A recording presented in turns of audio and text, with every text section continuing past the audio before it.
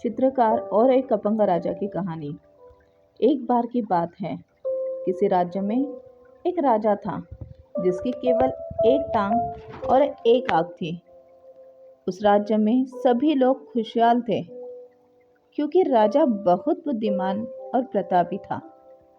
एक बार राजा को विचार आया कि क्यों ना खुद की एक तस्वीर बनवाई जाए।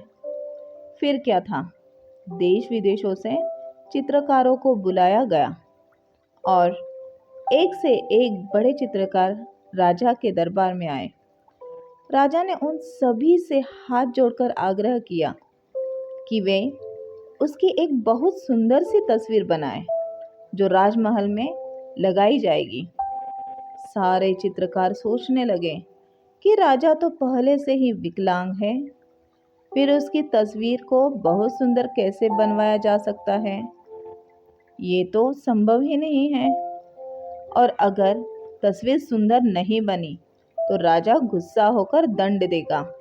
यही सोचकर सारे चित्रकारों ने राजा की तस्वीर बनाने से मना कर दिया। तभी पीछे से एक चित्रकार ने अपना हाथ खड़ा किया और बोला कि मैं आपकी बहुत सुंदर तस्वीर बनाऊंगा जो आपको ज़रूर पसंद आएगी। फिर चित्रकार जल्दी से राजा की आज्ञा लेकर तस्वीर बनाने में जुट गया। काफ़ी देर बाद उसने एक तस्वीर तैयार की जिसे देखकर राजा बहुत प्रसन्न हुआ और सारे चित्रकारों ने अपने दांतों तले उंगली दबा ली। उस चित्रकार ने एक ऐसी तस्वीर बनाई जिसमें राजा एक टांग को मोड़कर जमीन पे बैठा है और एक आंख बंद करके अपने शिकार पे निशाना लगा रहा है। राजा ये देखकर बहुत प्रसन्न हुआ कि उस चित्रकार ने राजा की कमजोरियों को छिपाकर कितनी चतुराई से एक सुंदर तस्वीर बनाई है। राजा ने उसे खूब इनाम दिया। तो मित्रों, क्यों ना हम भी दूसरों की कमियों को छुपाएं, उन्हें नज़रअंदाज करें और उनकी अच्छाइयों पर ध्यान दें।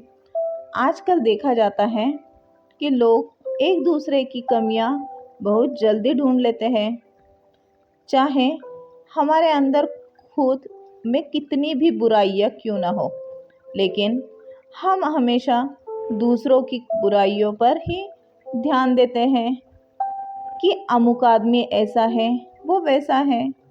सोचिए, अगर हम भी उस चित्रकार की तरह दूसरों की कमियों को पर पर्दा डालें, उन्हें नज़रअंदाज करें, तो धीरे धीरे सारी दुनिया से बुराइयां खत्म हो जाएगी और रह जाएगी सिर्फ अच्छाइयाँ।